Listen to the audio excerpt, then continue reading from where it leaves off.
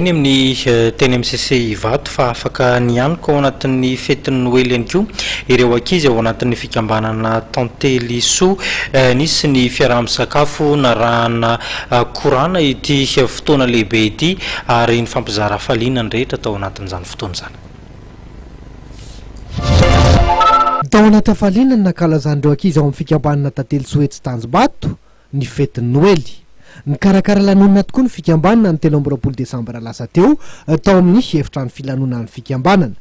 Fotoana izay natrehan'ireo olo-manakaja dia ny bean'ny tanàna ny Tanjombato sy ramatoa Body Rakotondrasoa talian'ny sekoly fisandrantana. Nahafahan'ireo ankizy misy 720 raisin'ny fikambanana tanana nahazo fanomezana avy amin'ireo mpiay azy izay tonga nanatrika izao fotoana lehibe izao. Nanamarika amin'ny fotoana ihany koa ny fiaraha-misakafo narahana lanonam-pandihizana. Fianakaviana misy 230 hafa ihany koa no nitoloran'ny fikambanana Tanteliso jiro mandeha amin'ny herin'ny masoandro mba hisian'ny tara-pahazavana any anivony hifonenan'izy ireo tsirairay avy.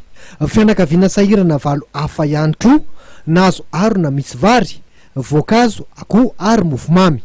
Totoa izao lanonan'izao dia noho ny firotsahana tsehatra nataon'ny ramatoa Vola Randrianasolo izay mipetraka any Frantsa sy ny solon-tenany eto toerana ramatoa Anika Robjon sy ireo borotsaka tsitrapo miaraka aminy.